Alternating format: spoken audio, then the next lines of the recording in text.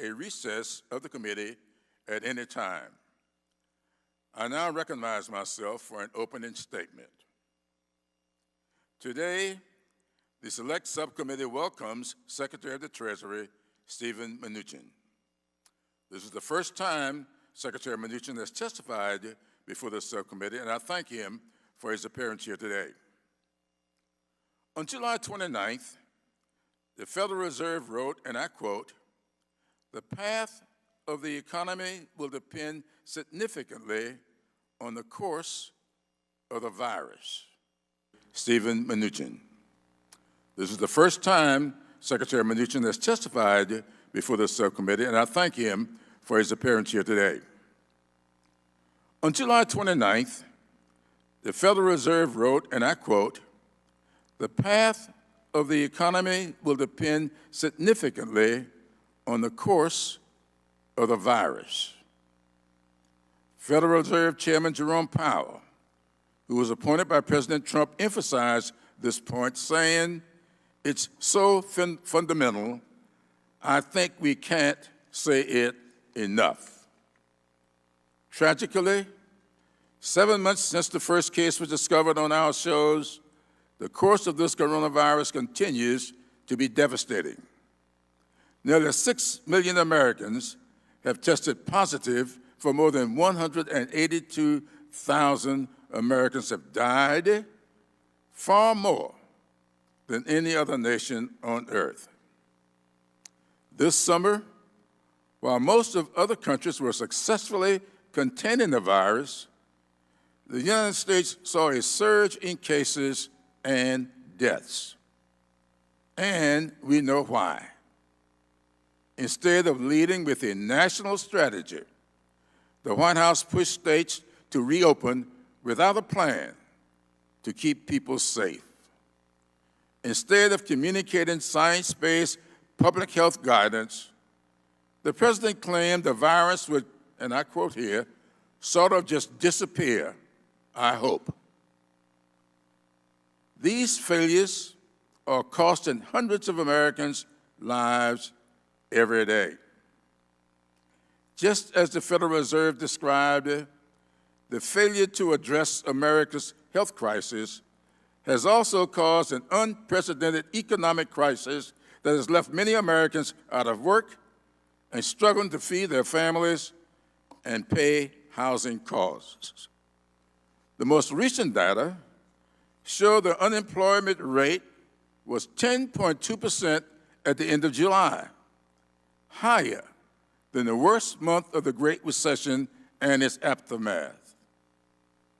As of August 1st, 29 million Americans were receiving or waiting for unemployment benefits.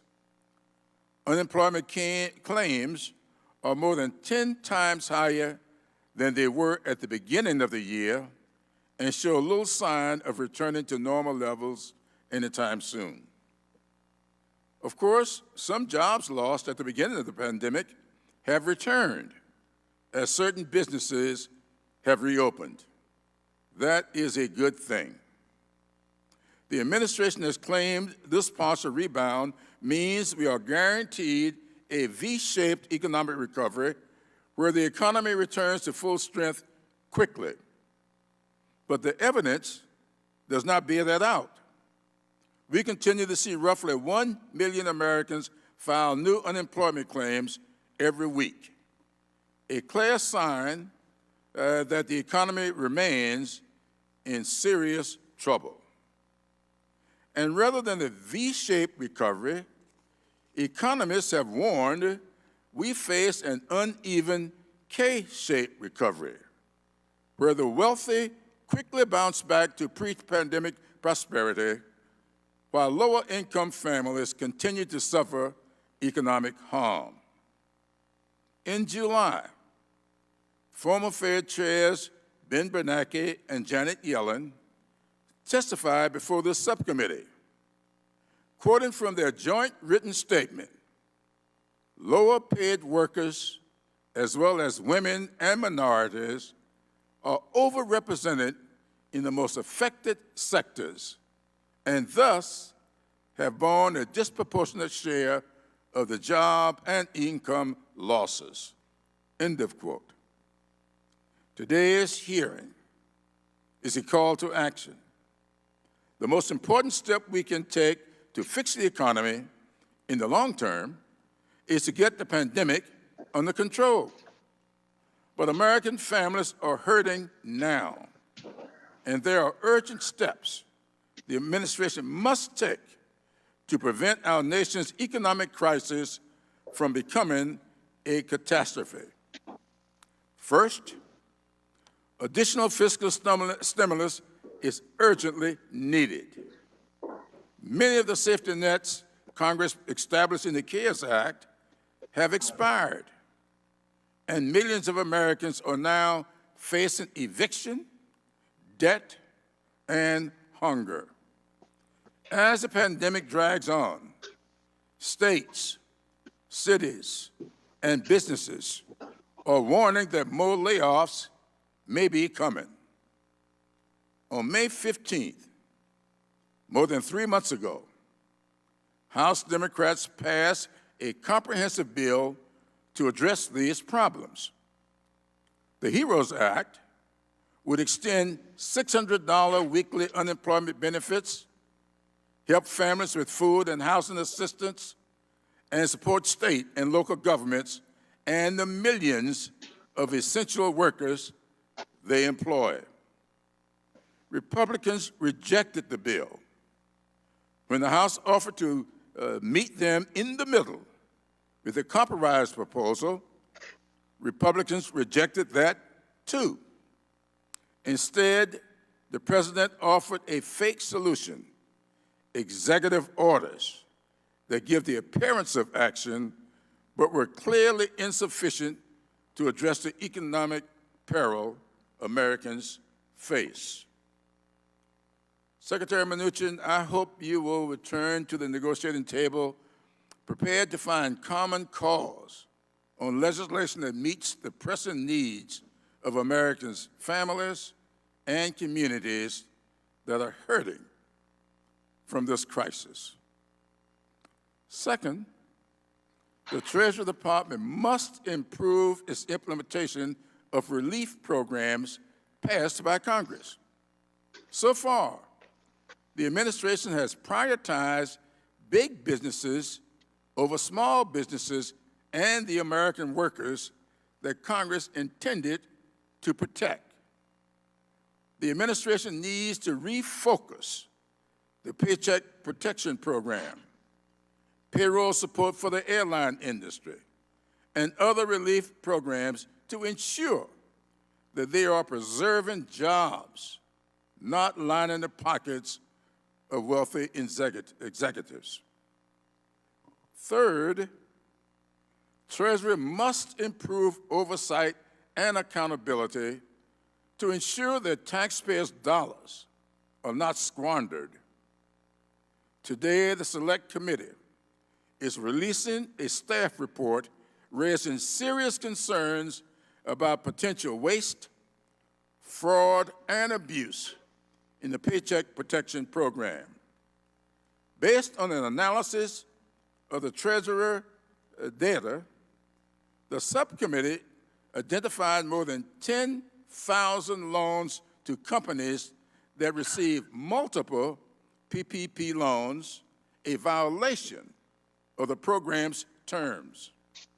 Thousands of other loans were awarded to companies that were ineligible for the program or had red flags indicating potential fraud.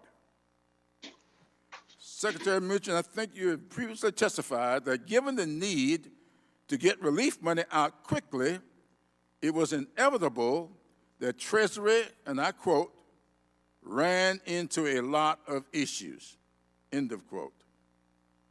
That is a false dichotomy.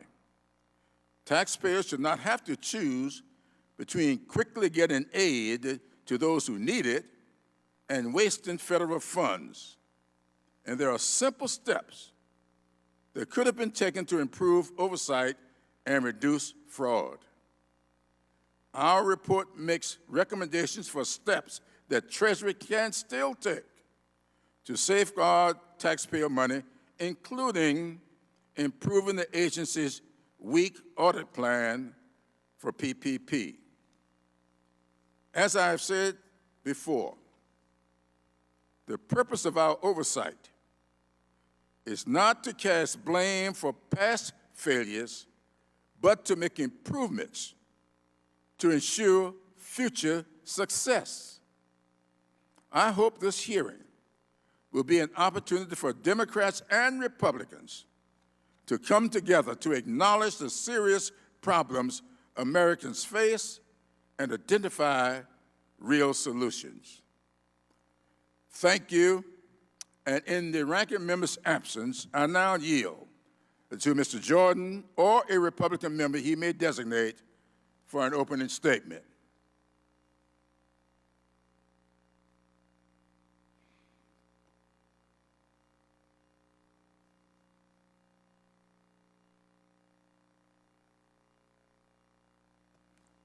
Mr. Jordan, I think you may need to unmute.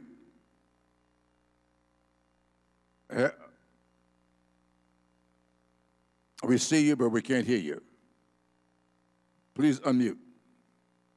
I thought I had it unmuted. Okay. Thank you, Mr. Chairman. I was unmuted, but I don't know how I got muted back there. But it's good to be with you, Mr. Secretary. Thank you for joining us. It's unfortunate that the chairman criticizes your work in this unprecedented time we find ourselves. $3 trillion package the Congress put together with your leadership, President Trump's leadership. $500 billion total dollars in the PPP program. 5 million loans you made that helped 85% of the small businesses around this country. 51 million jobs, and you come here and you get criticized by the chairman. I want to thank you for the great work that you have done. It's unfortunate that the chairman didn't take into account the fact that the ranking member was not going to be available for today's hearing. But we appreciate the fact, Mr. Secretary, that you're here and you're willing to provide testimony, again, about the Treasury's extraordinary response to the virus and what this virus did to our economy. The Trump administration's work combating this virus and this crisis is unprecedented. From the beginning, Speaker Pelosi and the Democrats stood in the way of the president. The congressional Democrats were focused on their impeachment sham. The president was starting a task force to combat the virus.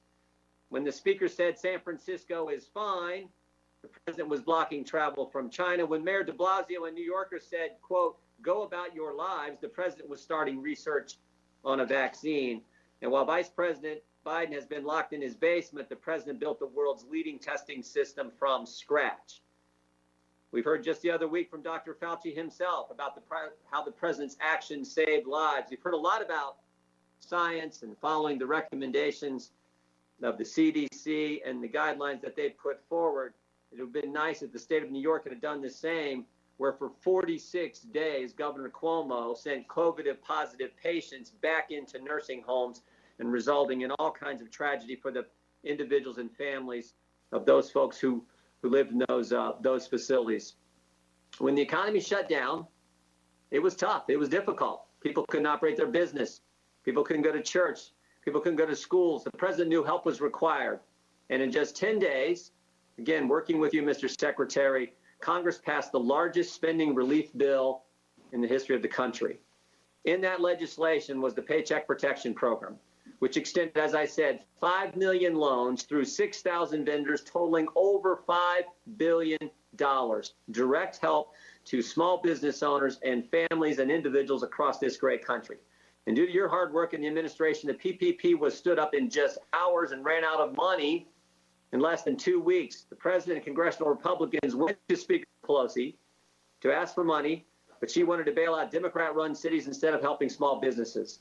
Leader McConnell had a bill, didn't get a vote. Not until June, when an oversight colleague, Mr. Roy, introduced a bill that would replenish the fund and make it even more helpful to businesses on the ground. The PPP stood empty because of the Beltway games from the Democrats.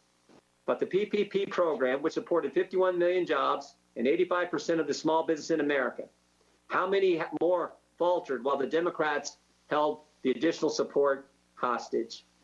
15 days after the CARES Act, Treasury began distributing checks, direct checks to individuals and families. A few months later, you had successfully distributed 120 million checks by direct deposit, 35 million paper checks, and 4 million prepaid debit cards for a total of almost $270 billion. Again, unprecedented. Next, you successfully implemented the payroll support program, $32 billion in loans direct to the airline industry in support of hundreds of thousands of jobs. Amazingly, the application for this program was ready in a matter of hours.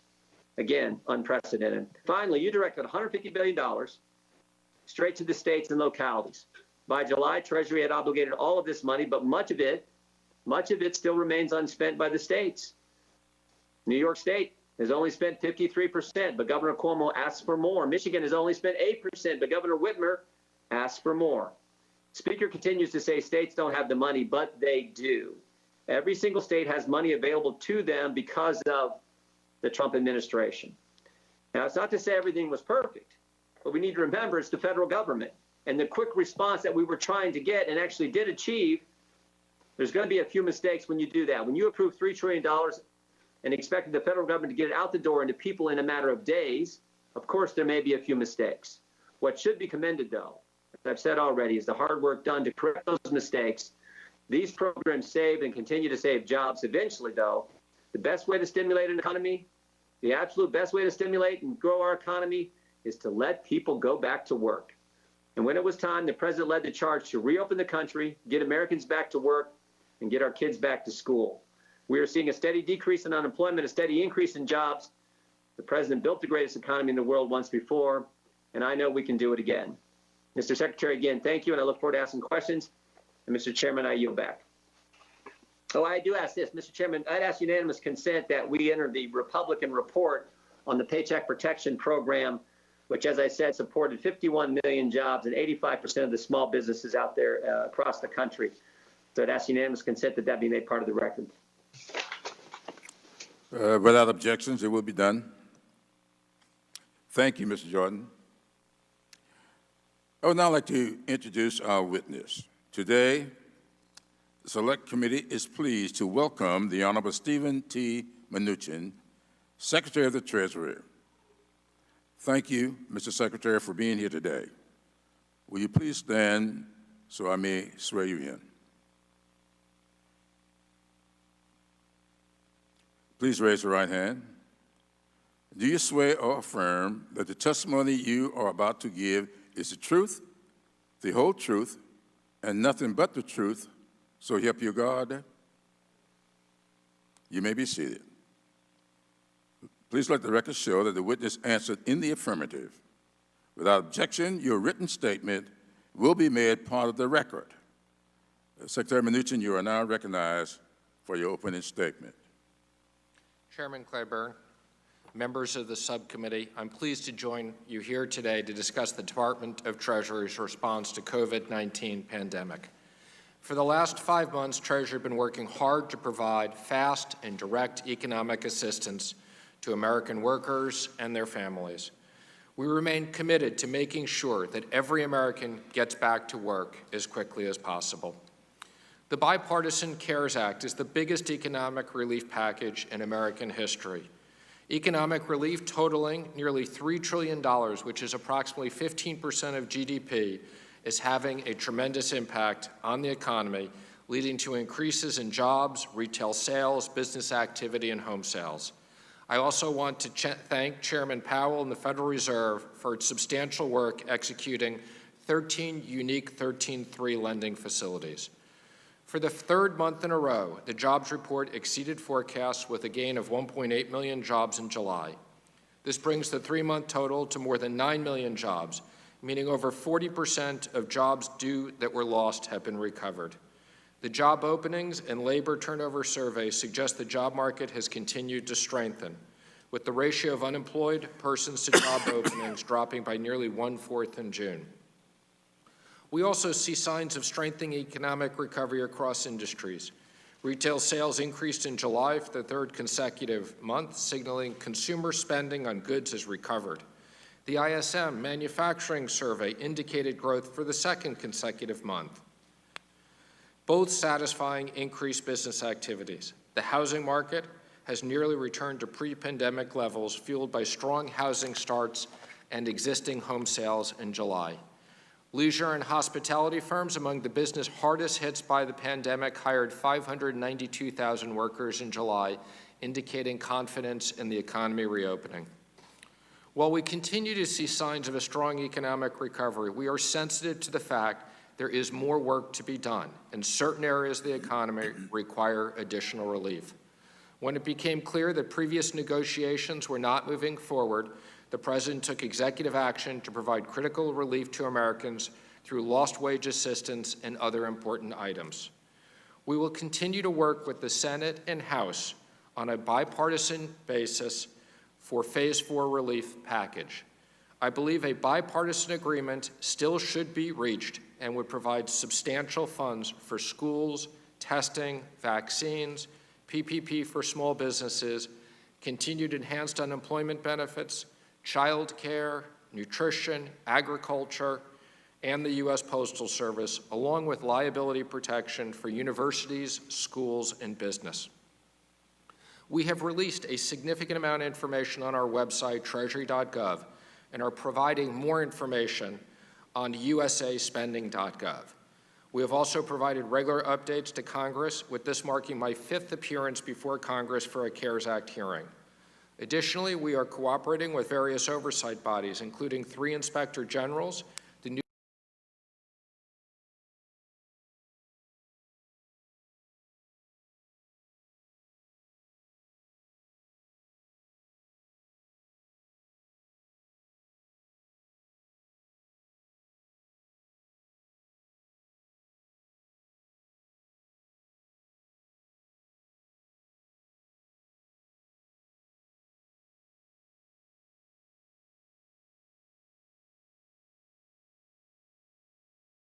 people. I would be pleased to answer any questions you may have. Thank you very much, Mr. Secretary. Mr. Secretary, I wish to yield myself 5 minutes. Before we can fix the economy, we have to acknowledge the scale of the problem. On July 2nd, President Trump declared, our economy is roaring back. It's coming back extremely strong. He also predicted that the economy will have a fantastic third quarter. Today we begin the last month of the third quarter. There's only one Wall Street with a small percentage of people. But this chart shows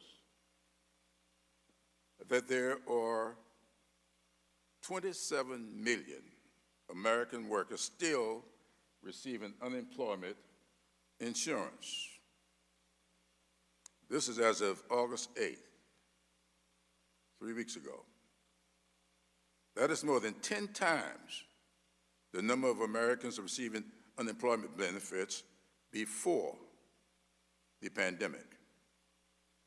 And since August 8th, more than 2 million American workers have filed new unemployment claims. Mr. Secretary, do these record high unemployment numbers indicate that our economy is coming back extremely strong with a fantastic third quarter? Mr. Chairman, let me first say we're in unprecedented situations where we closed down the entire U.S. economy, so this is not like a normal economic crisis. I'm having a tough time reading your graph from here, but let me just comment.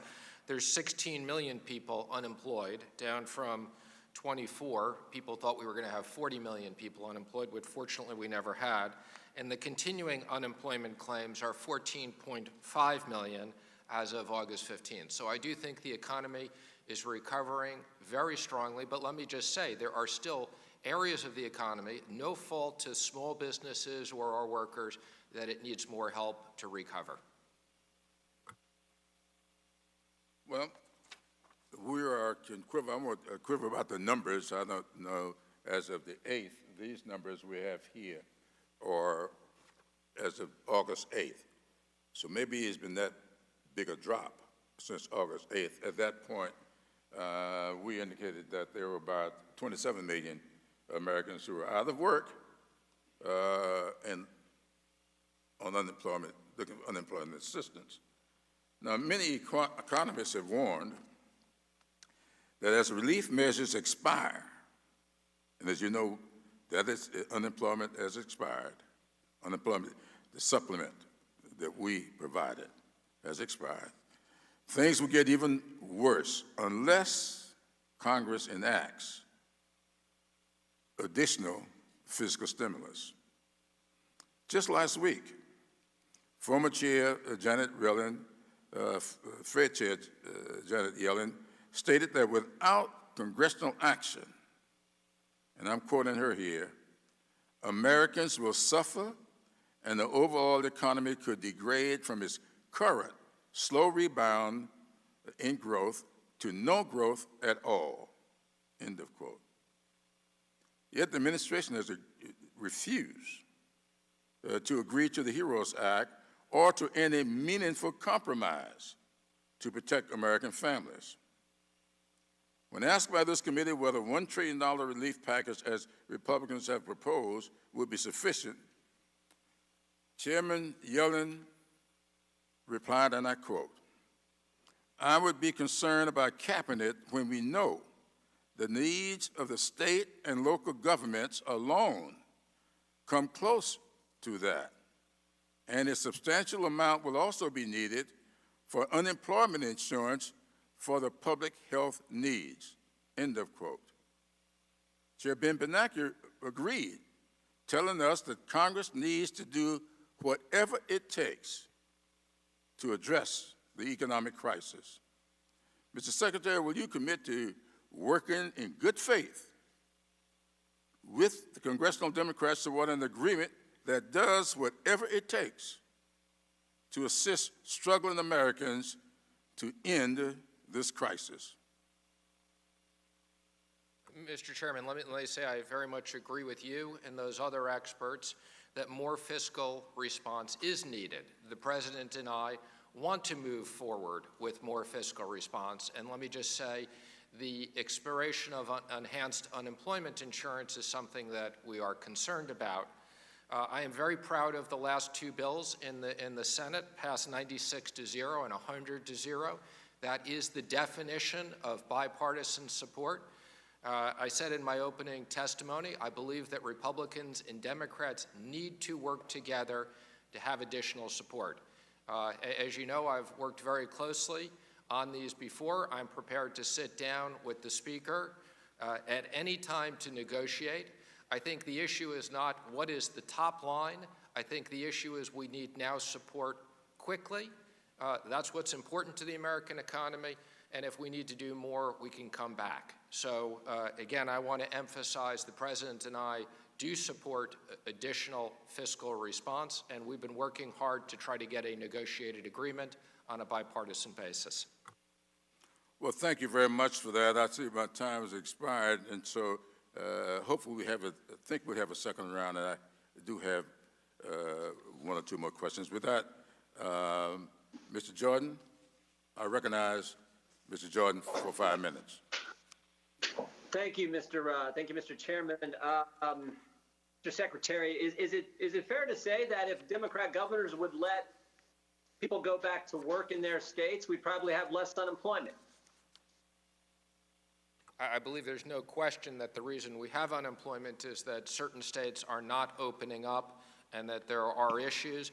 Obviously, some of that has to be balanced with the medical issues appropriately, but yes, Certainly. We would expect unemployment to drop significantly between now and the end of the year. Yeah, and it's largely Democrat states. I mean, Democrats keep their states locked down, and then they complain about unemployment. Here's a novel idea. Let people go back to work, and I bet you'll get a lot less of it. You'll get stronger economic growth that will build on what we have seen in the last 3 months. How many jobs have been added to the economy in the last 3 months, Mr. Secretary? In an extraordinary amount. I think, as you commented earlier, close to 10 million new jobs. And 10 million jobs in the last 3 months we're adding back. So this idea that there's not a V and there is a V-shaped recovery, it's happening. It would happen a lot sooner if you didn't have Democrat governors keeping people from going back to work. Mr. Secretary, how many times have you testified in front of Congress? More times than I can count. Numerous times, right? Yes.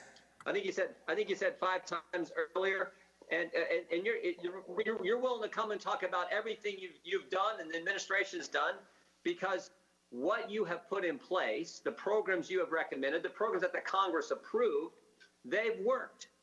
How many loans again in the PPP program? The PPP program, as you know, kind of has 5.2 million loans that have supported an extraordinary number of jobs for small business. Yeah, I think the number is over 50 million jobs, 51 million jobs through the PPP program. 85% of small businesses receive support. And as you just said a few minutes ago, this had strong bipartisan support. This thing worked. You're not afraid to come and testify any and every time. I mean, not that you always want to be testifying in front of Congress. I understand that. But you're willing to come testify because the programs that were put in place that the White House and the Trump administration and you supported have actually made a huge difference for this economy and are paying off now. If we didn't have this PPP program, would we be adding the 9 million jobs that you just saw in the last 3 months? No, there are over 50% of the private jobs are to small businesses. And let me comment, we have over $130 billion left in PPP, which I believe if Congress was willing to take up a standalone action to repurpose this money for additional funds, I believe this would pass with overwhelming support in the House and the Senate, and I would encourage the House to move forward with that. Well, that's a great point, Mr. Secretary. Would you say that's the most important thing? If we were going to come together, forget all the other stuff the Democrats want to put in this bill, all the left-wing baloney they want to add, and we just focused on helping small business owners, helping families, focusing on the PPP program, is that the most important thing we should focus on if, in fact, there's going to be another piece of legislation? I would say kids and jobs are the most important thing, and as it relates to jobs, the area that has overwhelming bipartisan support that I believe would be the easiest to pass on a standalone basis would be the PPP.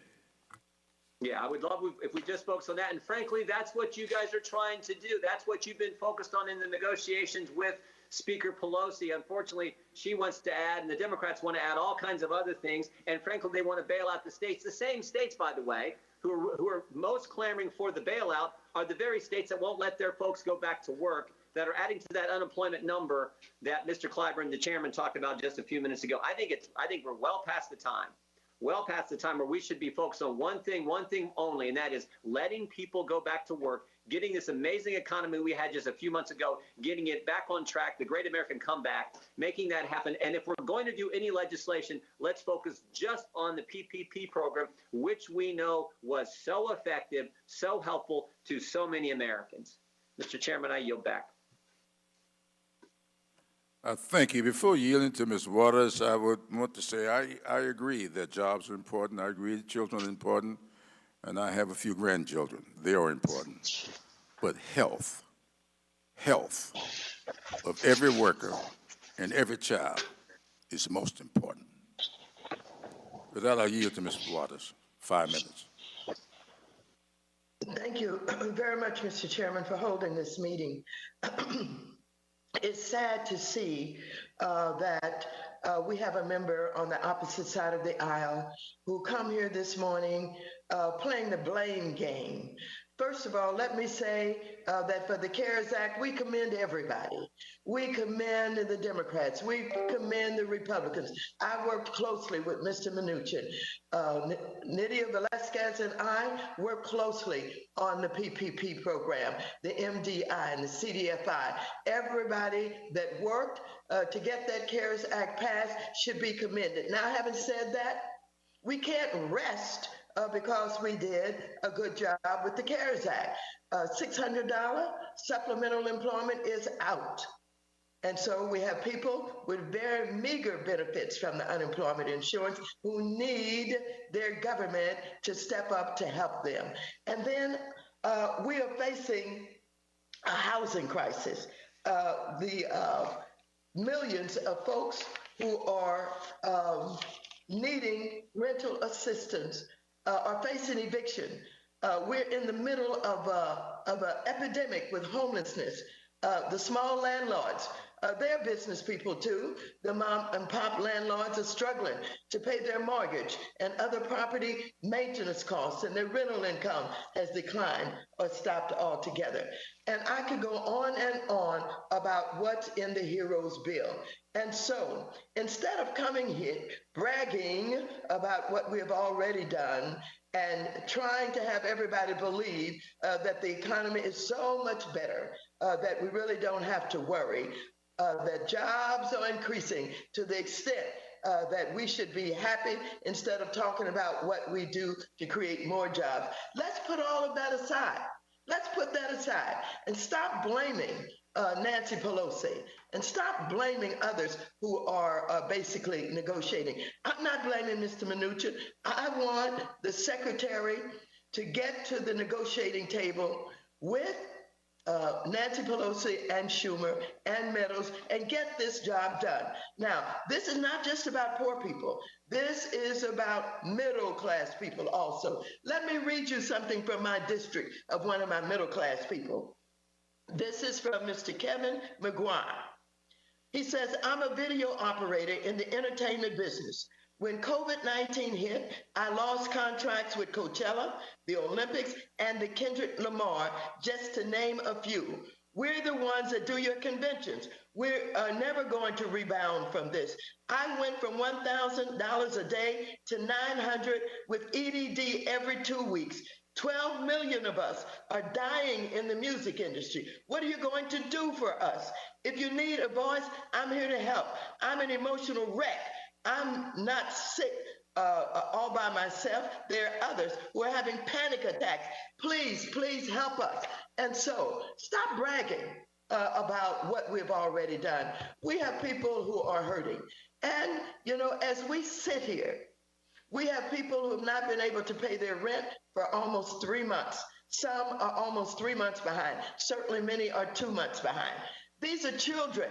And while we have those who are talking about what we're going to do to get the children back in school, get the children back, if the children don't have a place to live and a bed to sleep in, school doesn't even matter. While all of us want our kids to be educated, we don't want any gaps in this education, they've got to have a place to live. And so we have $100 billion in the HEROES Act for rental assistance. Please, please get back to the negotiating table. Forget all of this name blame mess that I hear going on. Get back and let's get this country going. Let's stimulate this economy. This is our job. This is what people are expecting of us. Thank you, Mr. Chairman. I yield back the balance of my time. Thank you, gentlelady. Mr. Lukemeyer is recognized for 5 minutes. Thank you, Mr. Chairman. And just have a couple of comments here before I get started for some questions, Mr. Mnuchin. But in response to a couple of comments you made with regards to oversight, you know, I did some quick calculating, and the initial first tranche of money from the PPP program was, I think, roughly $350 billion, and I think there was, if I remember correctly, about $280 billion that was out there that was inappropriately applied for or incorrectly given out. And I think the error ratio of that, while $280 million is a lot of money, the error ratio is about 0.8%. Anybody in the private sector would love to have that sort of an error ratio. Then when you start talking about the number of loans, you said 10,000 loans are out here that have got problems with them. Okay. Out of a total of 5.2 million loans, that is less than 0.2%. Again, let's keep perspective on this. You can throw the numbers out there, but let's put perspective on them. And again, a 0.2% error ratio or fudge factor or whatever the problem is there, that's a pretty good rate. Even that's well beyond what we would expect for the government to be able to do. I think, you know, I've got a couple of questions here with regards to some regulatory stuff, Mr. Secretary. You and I talk about this almost every time we meet. As you know, CECL is one of the hot button issues for me. That is a regulation that is out there that you, I think, have supported in the past to try and change and get rid of. I know the FDIC, the Fed, and Comptroller had an interim rule back in March in the CARES Act. We suspended it. I've got a bill to try and get rid of it altogether. I would hope you'd be supportive of an effort like that. We would be supportive of that, and I hope you don't mind, since Chair Waters didn't ask me any questions, I do just want to acknowledge her work that she did with on CDFIs. I want to thank her for that. Well, to follow up Ms. Waters' remarks there, you were getting hammered for bragging about the successes and the implementation of the program. But I think a lot of it, your statements are in response to criticisms by the chairman initially. So it's kind of hard to figure out which hand you're supposed to respond to here. The other thing I want to talk about with regards to regulation is the troubled debt restructuring rule. As you know, there's also in the CARES Act, we've suspended that rule for a period of time here, and I think it's going to be continued to be important that we allow forbearance from the regulators to the banks and credit unions to be able to give forbearance to the customers to be able to get our economy back on track, unlike what happened in 08 and 09 as a result of the regulators going in and having to come in and classify all these loans and then force the banks to foreclose on all these folks, destroying businesses, jobs, communities, as well as the banks and credit unions themselves. So I'm hopeful. We've talked about this before, but I'd just like a quick response from you with regards to forbearance as well. It's really important, I think, do we understand the importance of giving forbearance to the lending institutions? Yes, I agree with you on that as well. Thank you. One other thing I want to talk about very quickly here is I know that one of the things that was some concern that would go to oversight here with regards to the stimulus checks that went out. A lot of people are concerned that people who passed that are deceased were getting those checks. And it came up in one of the other previous hearings that you didn't have access to the files from Social Security of those folks who had passed.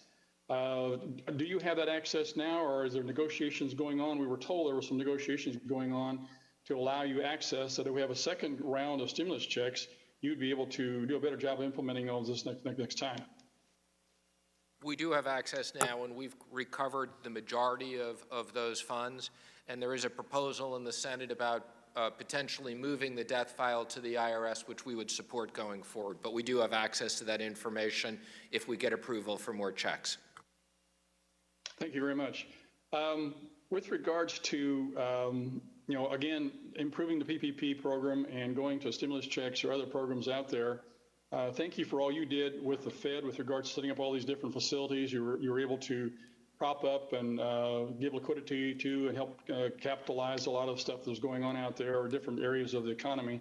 What do you see as the weak areas of the economy that the PPP program will be helpful with regards to helping? And in the next tranche or next support or passage of PPP, do you see that there would be a loss of revenue trigger in there, a cap on the number of loans that the businesses could apply for, or the size of businesses that could actually apply for it as well? Well, as I said earlier, there's money left over, and I would very much target that money for businesses that have been the hardest hit. I think a decrease in revenues or a decrease in profits is the right approach. Again, I think we have bipartisan support for that. And it's many of the industries. It's travel, restaurants, entertainments, hotels, many industries that have been still hit very, very hard. Thank you, Mr. Secretary. My time is up, and I yield back. Thank you, gentlemen, for yielding back. The chair now recognizes Ms. Velasquez for 5 minutes. Thank you, Mr. Chairman and Ranking Member, for holding this important hearing.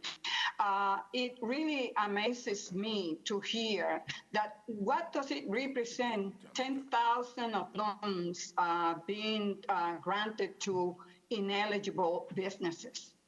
The problem is that I just hear the Secretary saying that we should repurpose the $137 billion that is left for the PPP program. Well, as I mentioned to the Secretary, and thank you for working with me and Chairwoman Maxine Waters on the PPP, we have to make a commitment that we are going to use that money to provide access to those that were left behind. And this is why, one of the reasons why I insisted that SBA and Treasury collected demographic data so that we were able to assess whether or not the PPP program was working as we intended. The reality is that the Office of Access to Capital of SBA said that they are seeing several lenders who are not collecting demographic data from borrowers on forgiveness application. So how can you implement a program like PPP when you are completely unaware of the businesses that have received those loans?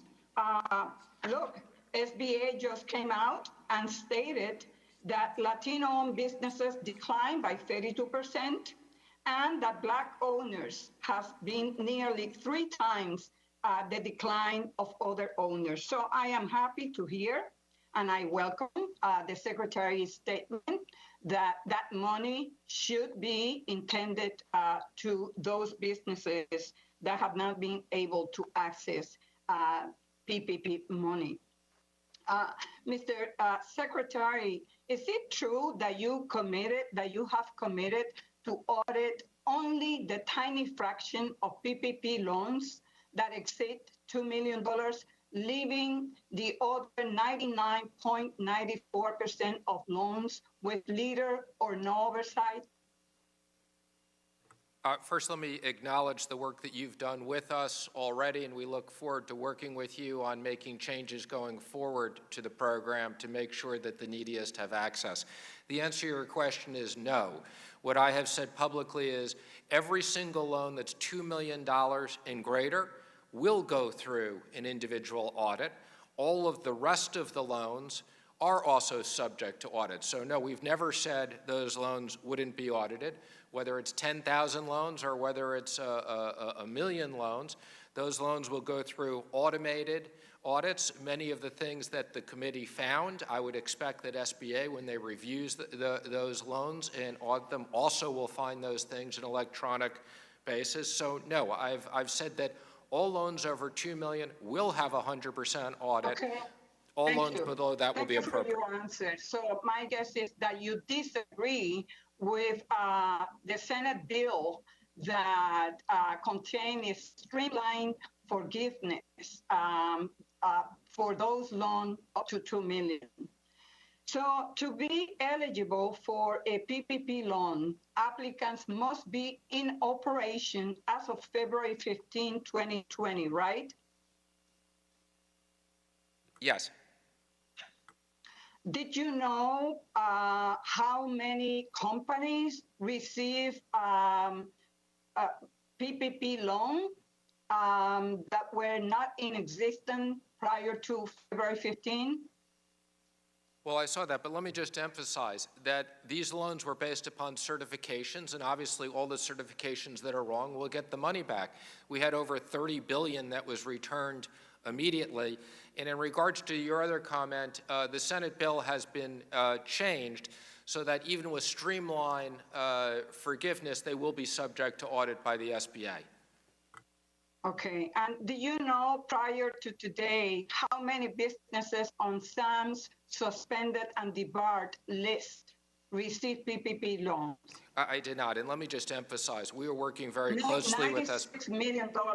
I understand that. Sir. Again, I appreciate the committee's work, and let me just emphasize, we are working with SBA. It is their primary responsibility. They are standing up a detailed audit program, and I look forward this committee and your committee and all the other oversight committees making sure they're comfortable with SBA's audit plan. Okay, thank you. And would you agree that stimulus checks and enhanced unemployment insurance benefits passed in CARES increase GDP and consumer spending, benefiting small businesses? Yes, and that's like we'd like to extend enhanced unemployment, and we'd like to send out more economic impact payments. Those are both been critical to the economic recovery. Thank you. I yield back. Thank you, Ms. Velasquez. The chair now recognizes Mr. Foster for 5 minutes. Thank you, Mr. Chairman. And first, I have a unanimous consent request. I would like to enter into the record a recent Wall Street Journal article on how the expiration of the $600 in expanded unemployment assistance and the failure to pass the HEROES Act or any Senate alternative has harmed American families. The article describes how Americans are spending less on groceries, which, according to the article, quote, is a sign that Americans are hurting for cash as the federal unemployment and stimulus remains on hold for most recipients. The article is titled, "With Second Stimulus Checks on Hold, Americans Spend Less at the Grocery Store," published in the Wall Street Journal on August 27, 2020, and I seek unanimous consent to have that entered into the record. Without objections, so ordered. Thank you. And thank you, Mr. Secretary, for appearing here. Yeah, I'd like to speak more about the need to extend the enhanced UI, and I'm interested to hear that you agree in principle with this. And I wonder why we haven't seen the Senate pass an alternative to the HEROES Act. The job crisis that has been caused by the administration's continuing failure to control the coronavirus is unfortunately far from over. In 22 out of the last 23 weeks, including the most recent week, more than 1 million Americans have filed for new unemployment claims. Enhanced federal unemployment insurance has helped millions of Americans keep food on the table and a roof over their heads. And that's why we Democrats voted to extend these payments, because we know from talking to our constituents that the economic fallout from this pandemic is far from over. Unfortunately, because Senate Republicans refused to agree to an extension, these benefits expired at the end of July and left almost 30 million Americans without federal help. And this is not only wrong, Secretary Mnuchin, it is counterproductive if your goal is to actually fix the economy. The macroeconomic effects of the Senate's failure are huge. Former Fed Chair Ben Bernanke testified at this subcommittee that renewing unemployment insurance is important to, quote, increase aggregate demand and boost spending in the economy. The former chair of the Council of Economic Advisors, Jason Furman, testified to our committee that the failure to renew these benefits are causing our country to lose, and I quote, about 1 year's worth of economic growth. In the past, recessions have shown that every dollar spent on unemployment insurance generates as much as $2 in the additional GDP for the economy. Conversely, the loss of extra job benefits is affecting consumer spending and their outlook. In August, the Consumer Confidence Index unexpectedly fell to its lowest level in 6 years. Not exactly a roaring back economy. And this is especially worrisome because, as you know, consumer spending accounts for about 70% of economic activity in the U.S., and it has been hit most savagely by the coronavirus. So, Secretary Mnuchin, my question is, do you agree with Chair Bernanke and Mr. Furman that enhanced unemployment insurance provides an economic boost? And why is there opposition to extending the $600 in weekly benefits? Because, you know, in your words earlier, quote, in some cases people are overpaid and we want to make sure that there are the right incentives. Do you view that as a serious argument? Well, let me just say that the president extended, through executive authority, enhanced unemployment up to $400 per person. Now, we unfortunately don't have unlimited amounts of money that we can do that, but the president wanted to move forward, and in many states have adopted this. So I think there is. You say that the president wanted to move forward. The House wanted to move forward with full unemployment benefits, and it is only the Senate that's holding it back? No, what I said is the president moved forward with enhanced unemployment. The Senate did move forward with a proposal of 70% of wages capped at $600. I believe that was something we talked about. Moving forward, what bill did they pass? When you say the Senate moved forward, what bill did they pass that had this? Well, again, unfortunately, Senator Schumer and Speaker Pelosi have not agreed to do this on a piecemeal basis. And I think, you know, anything takes 60 votes in the Senate. So, no, nothing could be passed without bipartisan support. But again, I would encourage both the House and the Senate. There are areas that we have overlap in agreement. Let's move forward for the basis of the American people and American workers and kids, things that we can agree on, let's pass quickly. Okay, and so in my second round, I'll have some more questions about the nuts and bolts of the executive order and how it is or is not working as promised. Thanks much. I yield back. Thank you for yielding back. I now yield 5 minutes to Mr. Raskin. Thank you, Mr. Chairman. Secretary Mnuchin, welcome. President Trump has called our Postal Service a joke. And as he's gotten you more involved in the Postal Service, I wonder whether he's told you which changes he's specifically seeking in the Post Office relating to elections or Amazon. Well, I think, you know, I chaired a postal task force. One of the recommendations we made was for the post office to look at package pricing for e-commerce. Now, that's not part of the universal obligation. I recommended that to the president, but other than things I've recommended, the president has not made any specific comments to me. Okay. You were national finance chairman of the Trump campaign, and Louis DeJoy was the deputy national finance chairman of the Republican National Committee. Did you first get to know him in that political context, or did you know him through a business context? And based on your experience with him in either the political or business arenas, did you consider him qualified to be the Postmaster General? I first met him in 2016. I had not seen or spoken to him in the last year. I do consider him to be very qualified to be the Postmaster General, but again, I had no specific conversations with him about that job until the committee updated me that he was one of the finalists. Did you ever discuss his possible appointment or his qualifications with the Republican governors on the postal board, such as Mr. Duncan? I never discussed his qualifications. Again, they gave me an update on their search process, but I never made any specific comments recommending him or not recommending him. Well, it's been widely reported that in February you met with 2 Republican members of the Postal Governor's Board to discuss the replacement of outgoing Postmaster General Brennan.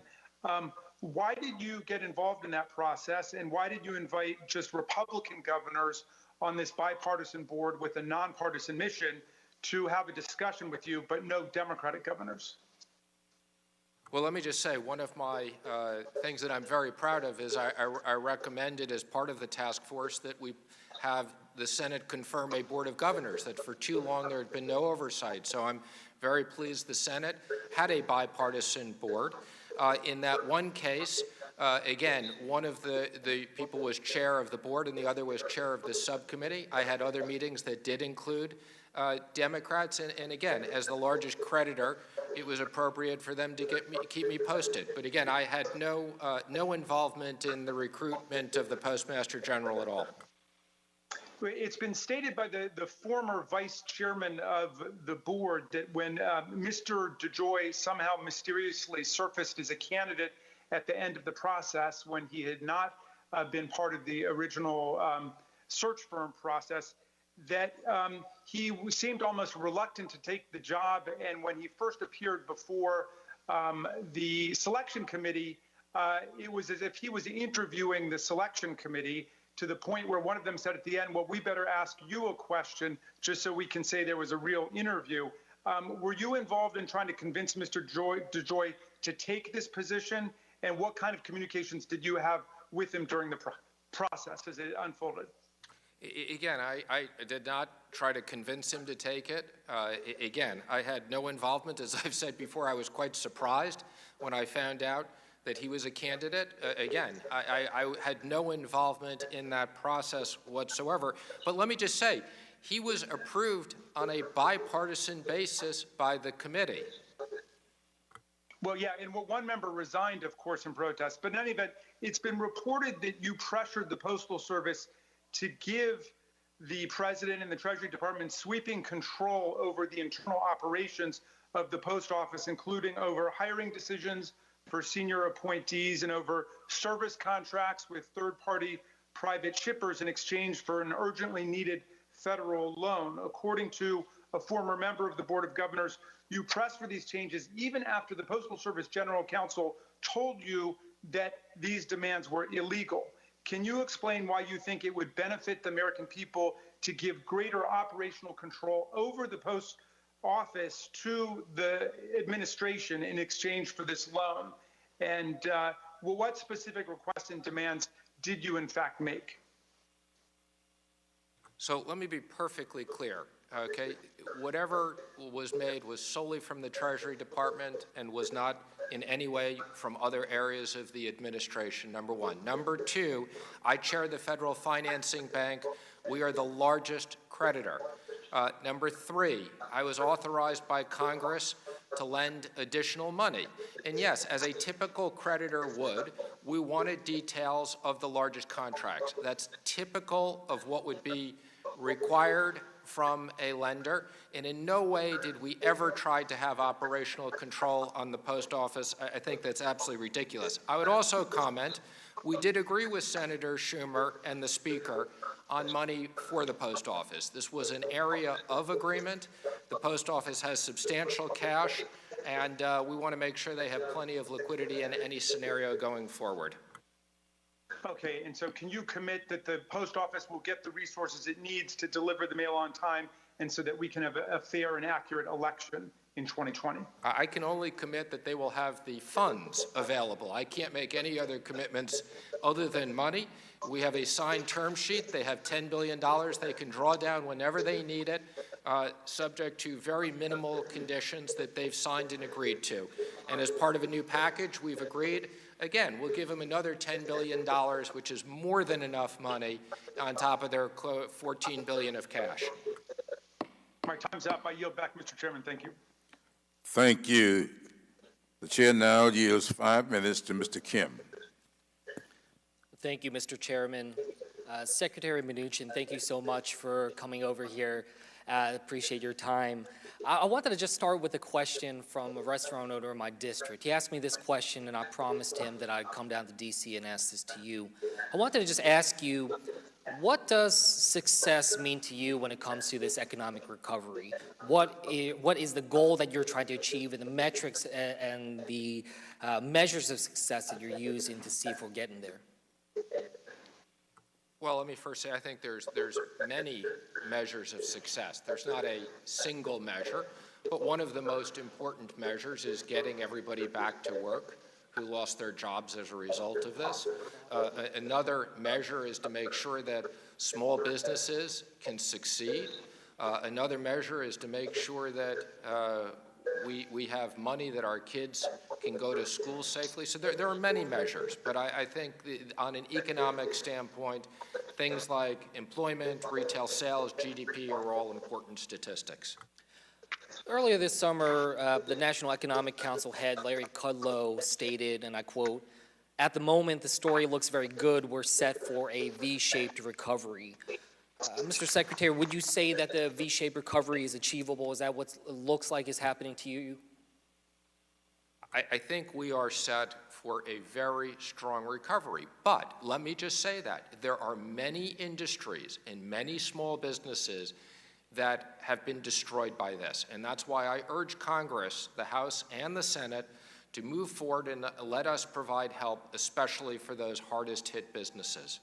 I think the point that you just made is one that we need to linger on some more. So I wanted to just raise something here because I feel like the language coming from you and from this administration is not hitting at the urgency that we see out there right now. Many experts that I've talked to are warning about this K-shaped recovery rather than a V-shaped recovery. And if you look at just this chart back here, what it's showing is that when it comes to high wages, that a lot of the unemployment has bounced back. The employment has bounced back. It's about minus 0.5%. But when it comes to lower wages, we're looking at about negative 15.7% in terms of employment coming back on that front. So it's that inequality that is something that I'm concerned about, Mr. Secretary, here, is that I understand that there is momentum and progress in some parts of it, But I don't feel like that inequality is being addressed to the level that we need to. I just read through your testimony, I listened to your opening statements, and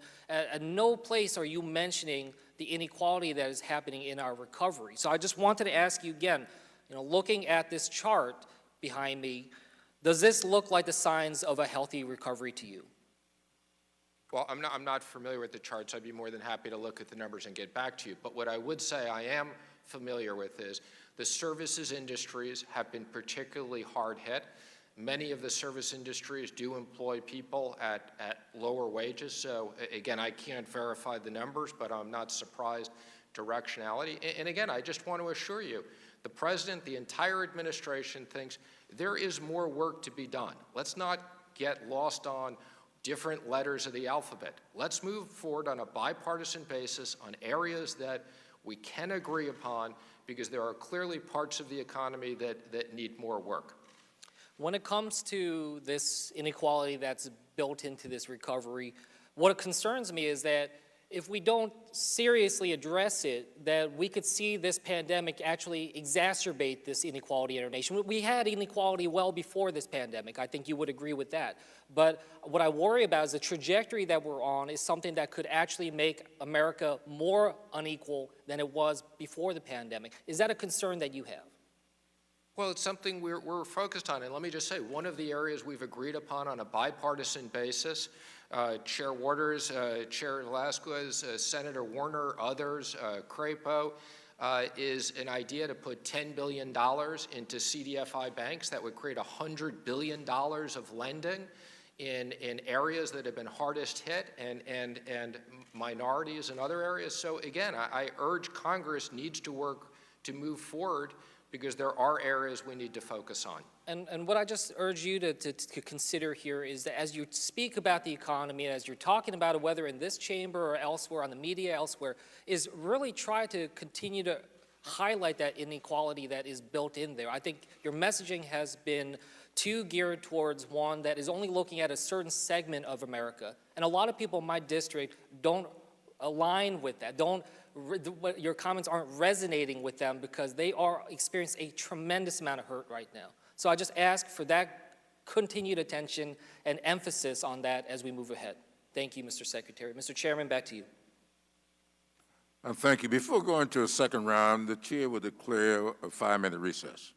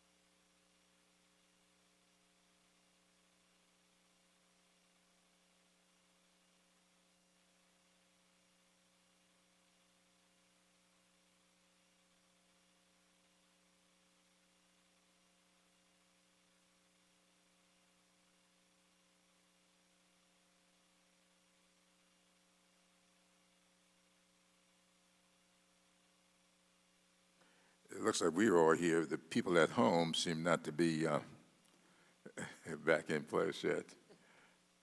Okay. We're missing 2 people.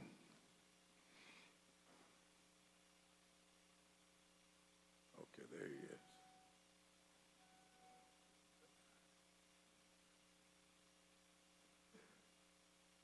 So is that Foster still missing?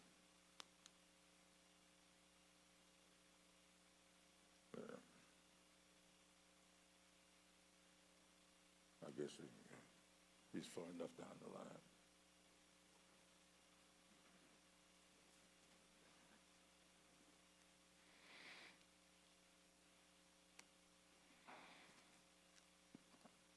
The committee will reconvene. I'm going to be in the second round by recognizing myself for 5 minutes. Mr. Secretary, I've asked the staff to provide you with a copy of this chart. When numbers are that far apart, mine and yours, I think the public and the record are deserving of knowing what we're talking about here. Now, the blue in this chart, these are the people who are the traditional unemployment people, and I think that's your number. When you add the red to that, the people that we created with the contractors, et cetera, that added for the stimulus, you get up to about 27 million. So I think we need to make sure that we are talking about the same thing. So I'm talking about all people, traditional as well as the ones we made eligible with the appropriations of the CARES Act. We'd be more than happy to follow up with your staff and make sure we reconcile this afterwards. I think yours are all the claims if you add them up on a cumulative basis, as opposed to how many people are on unemployment assistance as of August 4th. Because as I said, there's more people here than there are unemployed, but we'd be happy to follow up with you and reconcile. Thank you. Now, there are a couple of things that were said in the first round that I want to really clarify. We keep talking about if the Democrats were to reopen their state governments. Now, the fact of the matter is, many of us have been crying out for a long time for a national program, which we don't have. This is an international pandemic, and we need to have a national program in response to it, which we don't have. It has been left up to the states, all states. And as far as I can determine, I'm from South Carolina, and we got a very Republican governor, and we have not reopened. Partially, yes, but it's not reopened. This is not just Democratic governors not reopening schools and businesses. This is every governor taking into account the health situation in their particular state. So this foolishness about if the Democratic governors were to reopen their states, I'm looking forward to all 50 states reopening, and we are not there yet. I would like to ask, though, do these record high unemployment numbers indicate that our economy is coming back extremely strong with a fantastic third quarter? I've asked that really before. Now, I've seen the headlines today. What a great day. I think a record day that Wall Street had. The stock market is doing great. The investor class doing fantastic. But I represented an equal number of people as any other of the 434 other members of Congress. They're not feeling it. There's one Wall Street, and there are thousands of main streets that are not doing well. So I'm having a real problem with us judging this economy based upon some minute percent of 1% doing well, when millions, literally millions, are hungry, being evicted for 3 months now, not able to pay rent, people seeking mercy for mortgages, no jobs, no food on the table. How do we factor them into our thinking when you start talking about this great third quarter? And we are now in the final month of this great third quarter. How do you reconcile that? Well, let me just emphasize, and again, I agree with you. We are still very far from where we were in January, where we had a record economy. We have 10 million people who are still impacted by loss of jobs as a result of this. So great is a relative term. Relative to shutting off the entire economy and relative to people thinking we'd have 40 million unemployed, we are doing great. Relative to we were in January, we have more work to do, particularly in certain areas of the economy that have been hit very, very hard. And again, I want to emphasize, that's why we support Congress moving forward with more targeted measures, especially for those people who are still impacted, no fault of their own. This is not like the recession. This is a health-related issue. Well, Mr. Secretary, if Democrats in the House, and we are, for whatever reason, we're closer to the day-to-day people simply because we represent congressional districts. We don't represent states. We represent congressional districts. We have a smaller group of people that we work with. And if we are finding that in order to address the concerns they're bringing to us, these small local governments that are now about to lay off people, which would then close down some local banks that I know. I spent 14 years in the banking industry before coming here. I know a little bit about banks and what they rely upon. And we are saying that we think it takes $3.2 trillion to address this issue so that state and local governments can be involved. And you are proposing a $1 trillion program with no regards to state and local governments at all. And we're saying, let's find some common ground here. We are willing to come down from 3.2 trillion down to maybe 2, if y'all are willing to come up and include in what you're doing state and local governments. Is that unreasonable? Mr. Chairman, if the Speaker wants to include you at the negotiating table, I'd welcome you there with us. Let me say that, as I said before, unprecedented bipartisan support. We spent 15% of GDP. Last time, we agreed to support state and local. The President and I have agreed for more money on state and local.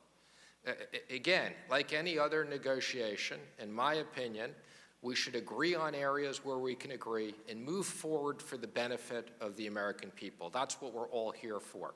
So whether it's 1 trillion or 1.5 trillion, again, let's not get caught on a number. Let's agree on things we can move forward on a bipartisan basis now. I don't think the right outcome is zero. Nobody thinks the right outcome is zero. So just so I can understand, you're telling me that you agree that we need to have state and local governments included in the next tranche of funding? Chief of Staff Meadows and I put on the table some more money for state and local government in the context of an overall bipartisan deal. That was in an effort to reach an agreement. And again, as I've said before, we've done multiple deals before. We can do multiple deals again. We don't all know exactly where the economy is going. What is the most important thing is we deliver some relief quickly to the American workers that are most impacted by this. Thank you. I think my time has expired. The chair now recognizes Mr. Jordan for 5 minutes. Thank you, Mr. Chairman. Secretary Mnuchin, doesn't every state and every local government have some money right now that was allocated in the CARES Act back at the end of March? They all have money left, and they also have access to a Federal Reserve facility if they can't borrow in the markets. And would maybe a smarter approach be legislation that my colleague from our state, Mr. Davidson, has put forward to give additional flexibility to state and local governments with that money? For example, my understanding is it was largely targeted for COVID direct expenses. Talk about local city, local township, local county government. It was largely targeted for COVID direct expenses. Why not give some flexibility? If they got additional dollars that they didn't spend on COVID directly, money that could be used to keep a policeman on the force, hire a fireman, keep the first responder, why not just give that flexibility? Does that make sense to you? We do support additional flexibility in legislation. We've already get guidelines so that money can be spent for firemen, policemen, health workers, first responders. But yes, we do agree with you. We would support additional flexibility in an additional legislation. It's so common sense. The money's out the door. It's there. It hasn't been spent. In some cases, it's lots of money that hasn't been spent. Give local governments the flexibility to do what's best for their community versus spending the additional trillions of dollars, $3 trillion that the Democrats want to spend. Unfortunately, I have to run to across the state, Mr. Secretary, to head to the other side. I'm running tight on time. I want to thank you for your great work. Mr. Chairman, I apologize, but I have to go, so I yield back. I thank the gentleman for yielding back. The chair now recognizes Mr. Waters for 5 minutes.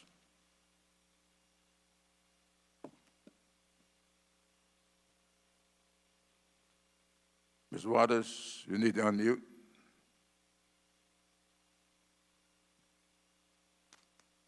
There we are. Our Speaker, Nancy Pelosi, was, I think, perhaps the first in the negotiations to compromise. Yes, the House passed a $3.4 trillion, I believe it was, for the HEROES Act. The Republicans have been stuck on the total response in HEROES for only $1 trillion. And at this point, you mentioned, Mr. Chairman, perhaps a 2.2. And I'd like to ask Mr. Mnuchin, the Secretary, whether or not you have agreed or you support something in the neighborhood of 2.2 as a compromise from your position on $1 trillion. I do not support 2.2 trillion, but what's more important is what is the breakdown in getting money to American workers, American families, kids, where we can agree on money. There is tremendous areas of agreement, and that's what we should be doing right away. Oh, so what are those areas of agreement? Oh, I believe there's enormous agreement on the PPP. I want to thank you and others. I think on a bipartisan basis, the committees here in the Senate have made improvements to the PPP going forward. I think there's an agreement on money for schools. There may be a difference as to what it is. There's an agreement on enhanced unemployment going forward. There may be a slight disagreement in what the amount is in calculation. I think there's been an agreement on direct payments, as I mentioned earlier. There was even an agreement on postal, which seems to have more excitement and more interest in the postal has ever had in the history of time. But there's plenty of areas of agreement where we may be differing on amount. But again, my strong... If I may, your big disagreement is on city and state, is that right? Again, it's... Jordan keeps saying they have plenty of money, and again, I'm not so sure that's true. Chair Waters, I want to be careful because I think it is hard to negotiate in a public agreement in a public way. But I would say we conceded, Chief Meadows and I, on behalf of the President, we had reviewed this with the President in an effort to get a deal done and get other things that are very important for the American public, even agreed to put more money on the table for cities and states. Unfortunately, Senator Schumer and Speaker Pelosi do not want to sit down at the negotiating table unless we publicly agree on a top line. My own opinion is we should go piece by piece in any area of the legislation we can agree on. We should have the House and the Senate pass. On city and states, there has been some reference to police and fire. And there's a lot of discussion about the funding of police now. Don't you understand? For those people who are worried about the funding for police, as this whole discussion takes place about defunding, that to the degree that you are not agreeing on city and state funding, that you are in essence defunding the police and the fire departments. Now, let me be clear. We are not defunding the police or fire. We gave complete flexibility in the money that every state has. They can use that money right now to pay policemen, firemen, first responders instead of laying them off. Every single state has access to those funds. And as part of additional funding, we would be willing to provide more money. Well, let me just say this. The cities, and this in particular, are using some of that money for rental assistance. Many of them had eviction moratoriums. Those moratoriums are over. We have not done anything for them in the federal government. As a matter of fact, the President of the United States, in one of his executive orders, did not give any support to rental assistance and threw it over to HUD and two of the other agencies to say, review this, take a look at this. And so cities are stepping up to the plate to the degree that they can. My city of LA, the county of LA, other cities are doing what they can to keep from putting people out on the sidewalk. So when you talk about the cities having money, you're talking about the cities having looking at what to do to take care of the heroes, the first responders, what to do and how to be of assistance to those who need rental assistance. So what do you think? That the cities and the states have unlimited monies to take care of everything that we're not taking care of? Did you know that the cities are using money to extend the moratoriums so that people are not put out on the street? Did you know that? I did. Let me just say, after the market closes this afternoon, we'll be releasing specific information from the administration on the moratorium. I think you'll be quite pleased with the impact that it'll have. I would also say we did have bipartisan agreement about putting more money for rental assistance. Again, we may be differ on the amount, but I can say we've agreed with the Democrats on the idea of providing money for rental assistance. And yes, I know, as you know, I appreciate what's going on in Los Angeles. Well, thank you so very much. And let me just say that on that rental assistance, and I'm very pleased that you support that, and there may be an agreement forthcoming. But let me just say we put $100 billion in there.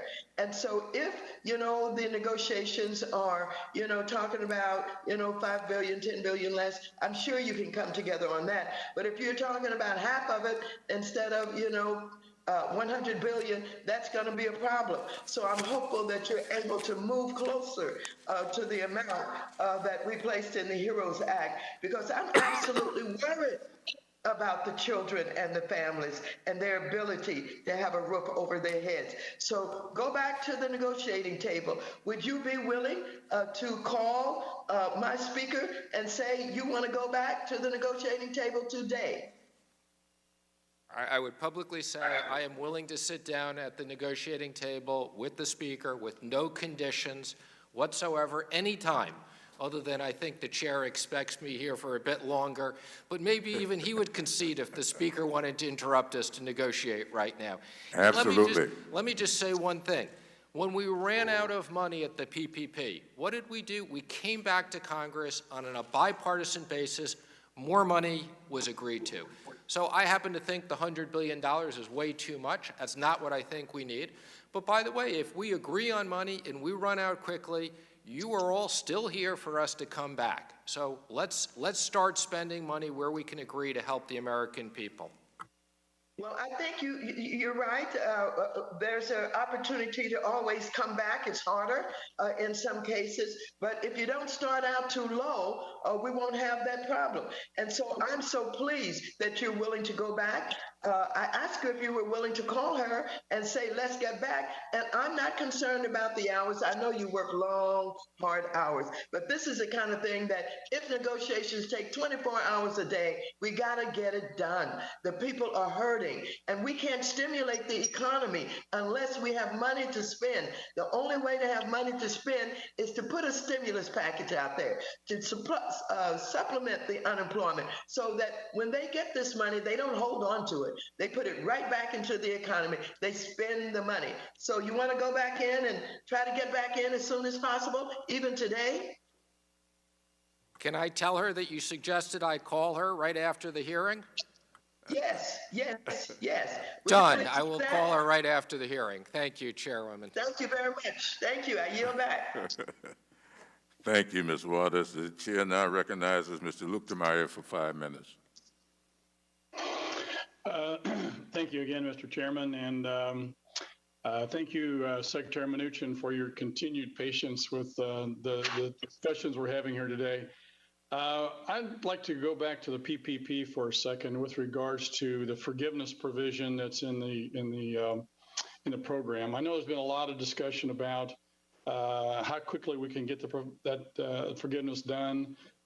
Can you streamline it? Can you tell us where you're at and what your thoughts are on the forgiveness portion of the PPP?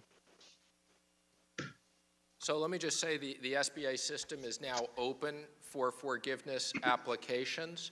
I think, as you know, we've been having conversations on a bipartisan basis with the committees in the House and the Senate on the smaller loans, how to strike the right balance between proper audits and not bureaucracy for very small businesses. And we're open to working on any additional thoughts with the committees on future legislation.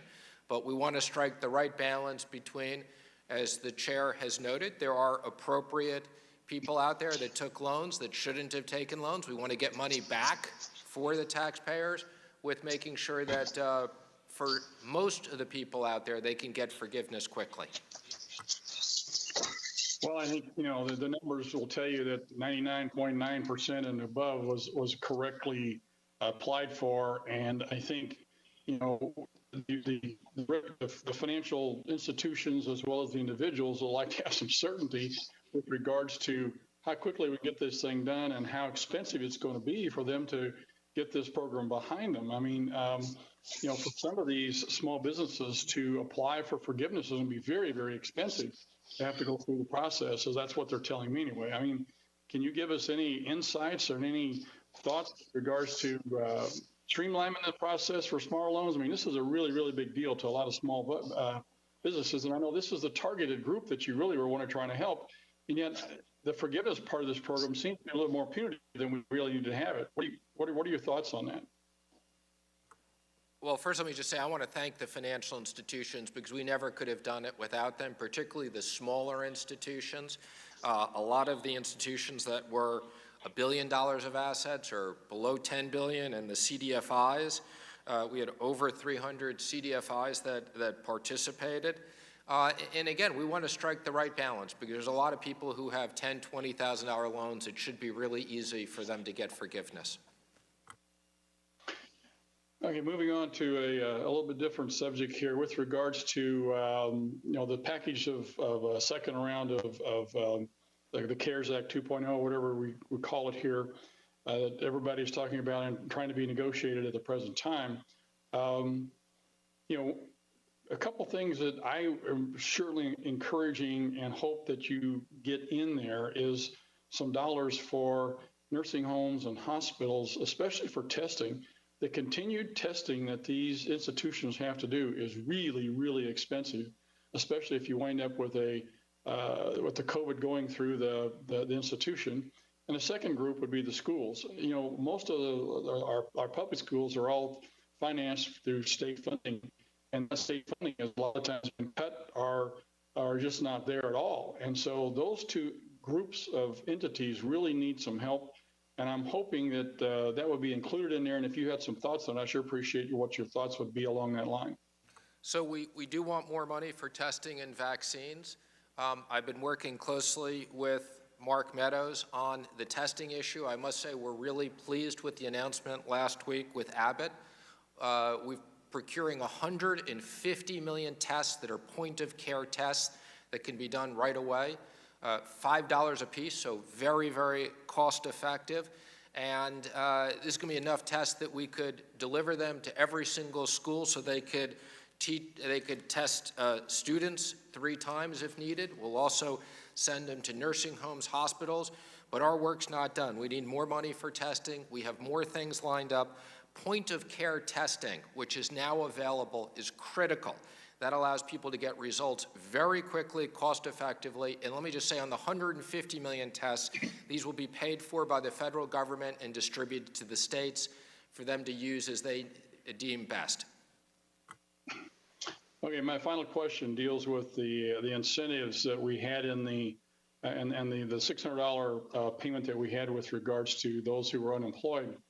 You know, I am of the opinion that I would hope that in the next package, instead of we basically wound up being incentive to stay home and not work, that we find a way to incentivize people to work, either through incentivizing the business to hire or incentivizing the individual themselves to go back to work. Have you had some thoughts along those lines and what your ideas may be? Well, we have a series of proposals, including tax credits to incentivize companies to hire people. Again, these would be targeted to the hardest hit businesses that need help. So yes, I think it's got to be a combination of having enhanced unemployment at the appropriate dollar level. And there's no question, there are areas of the economy where the $600 is preventing people from being hired. I spoke to one company that's trying to hire 5,000 people that's having a very difficult time, and they're having to pay their own workers $1,000 a person to refer people. But we do need enhanced unemployment, and we do need incentives to rehire people, combination of both. I appreciate that. I know anecdotally, a couple of my employers locally here in my district, they couldn't hire anybody for any amount of money, it seemed like. And then as soon as the $600 check went away, why suddenly they've got more applications for the jobs they have than what they can fill now. So it was a disincentive to many people to find work and find that right balance of individuals who, through no fault of their own, are still unemployed because they're in an industry that is still hard hit. That's one thing, but to incentivize other people at a level that you're talking about here, to find that balance, I think that's critical to make sure we don't incentivize them to stay home. That doesn't help our economy, doesn't help them at all as well. Thank you, Mr. Secretary. With that, I yield back. Thank you, gentleman, for yielding back. The chair now recognizes Mr. Velasquez for 5 minutes. Thank you, Mr. Chairman. I just would like to react to a comment made by Secretary Mnuchin. You said that the economy was doing so well before pre-COVID. And however, the Federal Reserve stated that before COVID even hit, 40% of Americans do not have $400 in the bank for emergency expenses. To me, that's an economy that is working for the top, is working well for those at the top. So I hear you that we need to address those that are the ones hardest hit by this pandemic, and areas in the country that have not been able to really get back on track. So I just would like to discuss with you the Federal Reserve's Main Street lending facility. That facility was set up by you and others at the Federal Reserve, right? Yes. And the Fed's August report stated that the Main Street lending facility had made only 14 loans and one for $50 million. So why is that? If the need is there, why only 14 loans when in the CARES Act, we invested $75 billion. Why to this day only 14 loans? Well, nationwide? let me just say, I want to commend the Federal Reserve because it's really, really difficult to get a program like this up and running. So even though we would have liked to have done it quicker, it was an extraordinary amount of work. It's now up. We've done over $1 billion of loans. I think our estimate is we will do $25 to $50 billion of Main Street. Now, fortunately, a lot of businesses have been able to access bank financing, so they won't need Main Street. And unfortunately, there's many businesses that won't be able to access Main Street because they have significant problems. They don't just need more debt. And again, that's one of the reasons why I think the increase in the PPP is so important. Mr. Secretary, with the financial crisis that is hitting every corner of our country and 28 million businesses, only 5 million got PPP money and another 2, 3, 4 millions of idle money. So to have a facility such as that, and out of the 14 loans, 8 were made in Florida, 2 were made in Pennsylvania. I just can't grasp how could we explain, given the need, that only 14 loans have been made. Yeah, What changes are going to be made to the Federal Reserve's lending programs to assist small firms that truly need it? I unfortunately don't have the exact number, but I'll get it to your office this afternoon. As I said, I know we're up to over $1 billion in volume, on the way to what we think is 25 to 50 billion. So now it's up and running. There are a lot of loans in the system, and we'll get you the exact number this afternoon. It's way more than 14. So I expect the numbers that we have is 8 in Florida, 2 loans, including the 50 million were made in Pennsylvania. So I would love to see those numbers.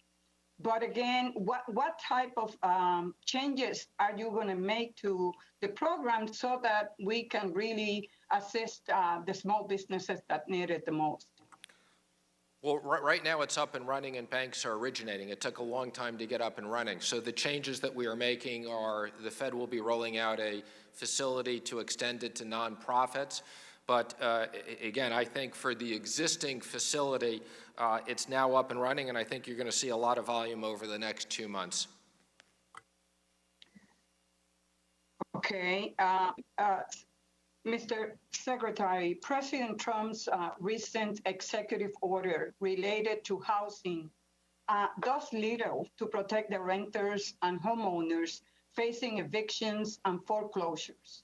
Among my numerous concerns with the order is that it does provide no federal funding to help households struggling to afford their housing costs. It merely directs you, Secretary of the Treasury, as well as Secretary Carson, to identify existing federal funds that could be used to provide temporary assistance to renters and homeowners.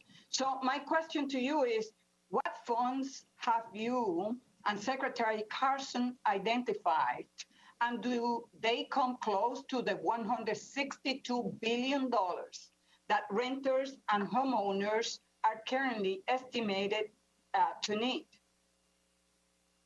Our first choice is to have bipartisan legislation that allocates specific rental assistance to people hardest hit. But you will see rolled out after the market closed this afternoon specific guidelines that I think you'll appreciate are quite significant on allowing moratoriums for people who certify that they can't make their rental payment due to coronavirus-related issues. So are you admitting that the executive order issued by the president was basically a PR stunt? No, quite the contrary. That executive order is what will roll out this afternoon. What you will see are very, very significant actions. So yes, we do have some money. We have a couple of billion, but because we don't have enough money, we are rolling out very significant guidelines that will impact not just the 4 million homeowners, renters that were in coronavirus. This will be up to the 40 million renters in the United States. So again, you'll be seeing that rolled out. So all that money is coming out of where? All that money that is needed is coming out of what programs?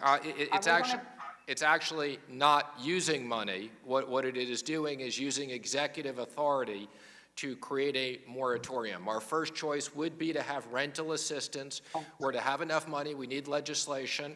But since we don't have that, the president is using executive authority, which will allow for a moratorium so that people who are impacted by this don't get thrown out of their rental homes. So you are telling us that you will not take money out of Section 8 vouchers or project-based Section 8 properties to pay for this? No, we're not redirecting. There's a small amount of money that will be rental assistance, but the main part of this program is a real moratorium that impacts close to the 40 million renters. And again, I think everyone will be very pleased, but again, that's not a reason we shouldn't have legislation with rental assistance. Okay, so I have spoken to several small businesses in my district, including restaurants, hairdressers, dry cleaners, who are all concerned about making September's rent.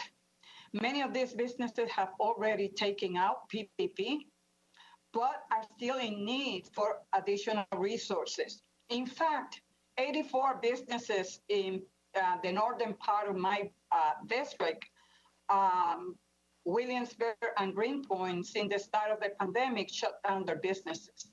As the administration was considering an eviction moratorium for renters and homeowners, did you also consider doing the same for commercial properties?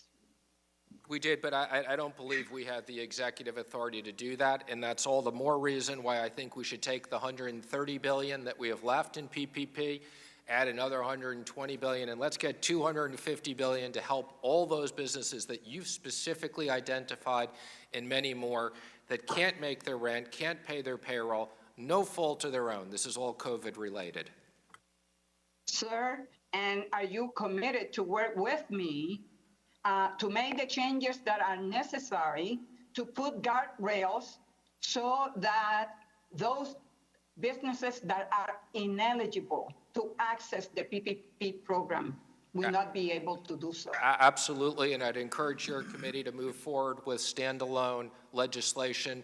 Let's get this passed on a bipartisan basis and move to the next issue. A very generous 5 minutes has expired. The chair now recognizes Mr. Foster for 5 minutes.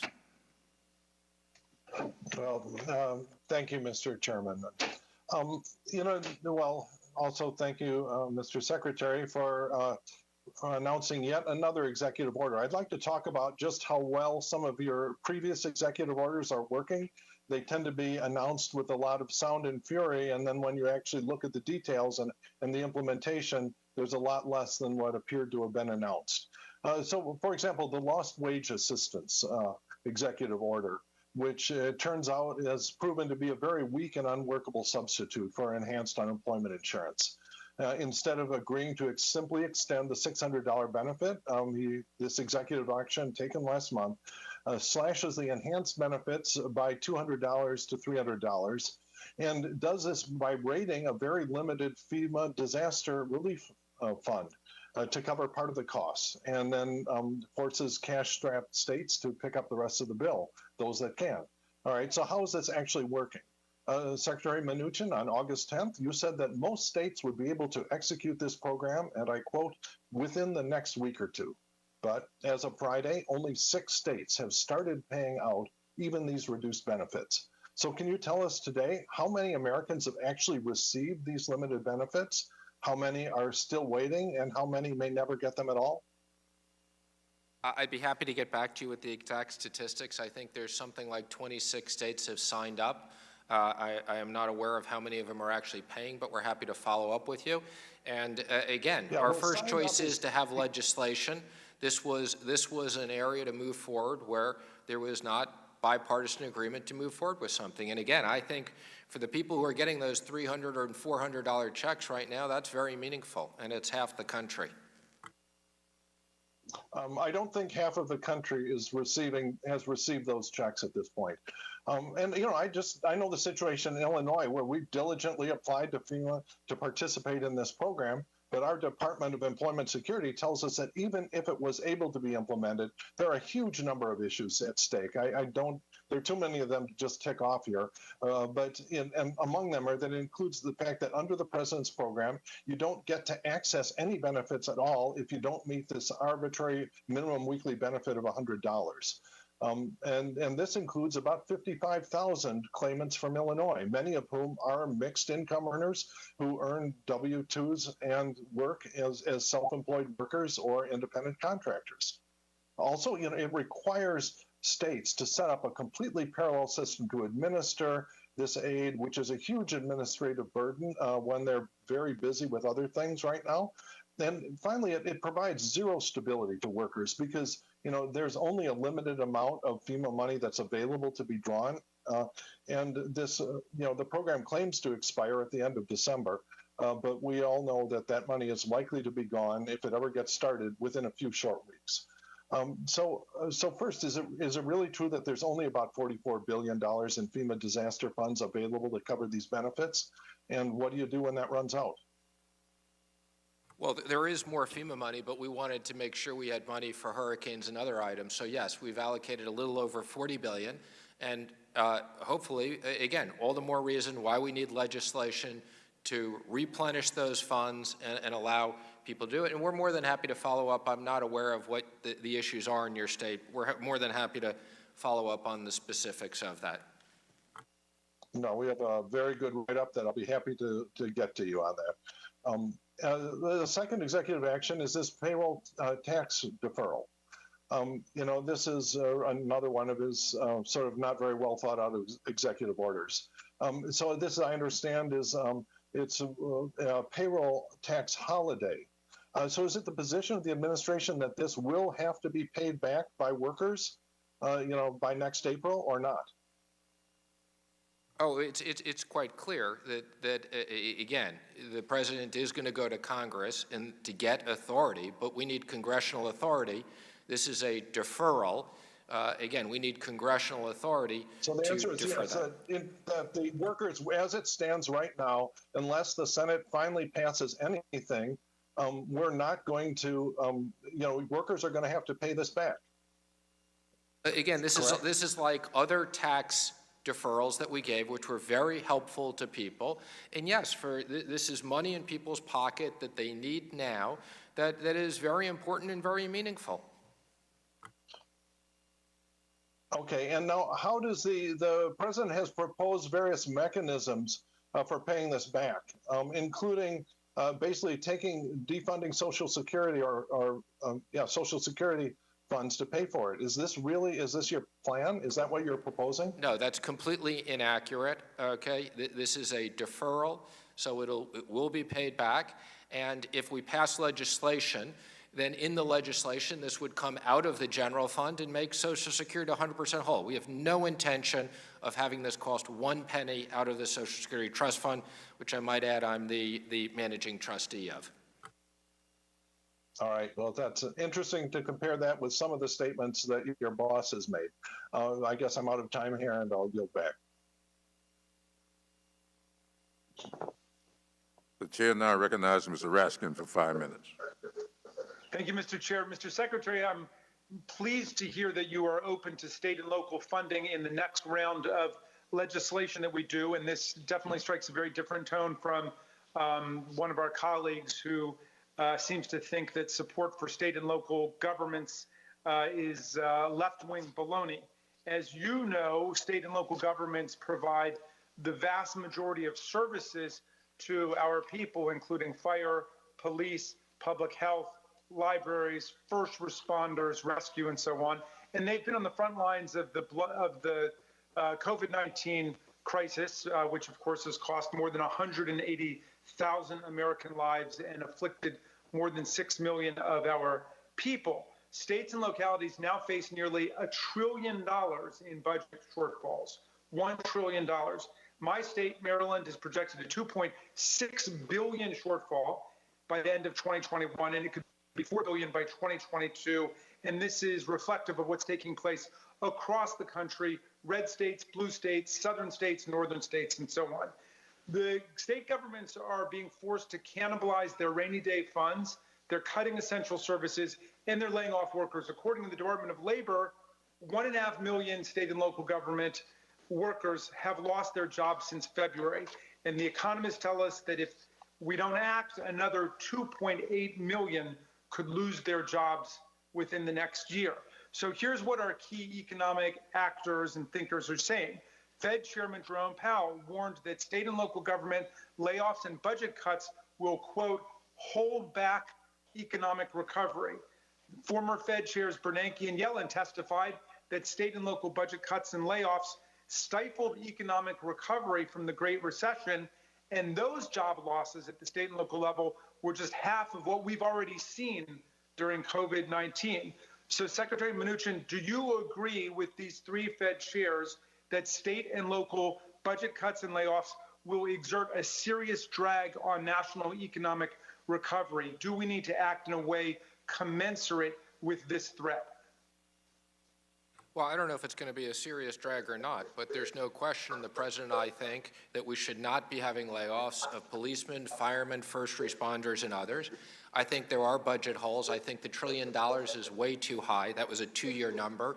Matter of fact, if you look at the Wall Street Journal today, they talk about how state revenues are coming in significantly higher than they expected.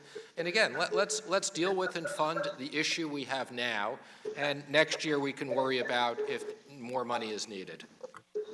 Okay, that's a fair point, but I keep hearing this talking point that the states have a lot of money left over from the CARES Act, and your department published a report saying that the states had only spent 25% of the $150 billion that we had in the coronavirus relief fund that was set up for the state and locals. But that was a really disoriented claim because 75% of the CARES Act funding had already been allocated and obligated for expenditure. So it may be true that only 25% had been spent, but more than 3/4 of it had been obligated. And the report also covered spending only through June 30th, failing to account for state spending in July and August, and also ignoring the fact that obligated funds weren't being spent yet because of the department's own guidances and red tape.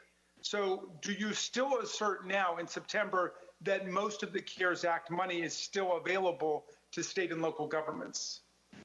Well, let me just say, we worked with our Inspector General since we didn't have authority, and we asked the Inspector General to work with us so that states would be reporting. We will be getting updated reports. I do know as a fact there are many states that are hoarding the money because they want to use it for lost revenues and not use it now. I'm not saying that's every case. There's also some states that did a very good job of passing it down to local cities and counties. There are other states that have kept the money. So yes, I think there is still money available. I'm not sure what it is. But again, as part of a compromise, the president authorized Mark Meadows and I to put more money on the table in a larger deal. Have you met with the National Governors Association or the National League of Cities or any of the state and local government organizations to discuss the $1 trillion budget shortfall? Because I can assure you they see it very differently from the way that you're describing today. I've spoken to many governors, both Republicans and Democrats. I've also spoken to many mayors who are Democrats and Republicans. I've reached out to states. I have specific numbers of what they need for schools and other issues. So yes, I've also participated on many video calls with the Vice President and all the governors. So yes, we've had a lot of reach out. Okay. Well, I'll just leave you with the words of Republican Senator Bill Cassidy, who said, as Congress drafts the next round of COVID-19 spending, lawmakers are debating whether to give states money. We should. Without such funding, cities and municipalities will be forced to lay off workers and may therefore be unable to provide basic services to keep small and medium-sized businesses running. Senator Cassidy warned that timidity and half measures will not restart our economy. So I hope you will pay attention to this bipartisan consensus that we need a substantial and meaningful investment in this coordinate part of the U.S. government in the states and localities. Thank you very much. I yield back, Mr. Chair.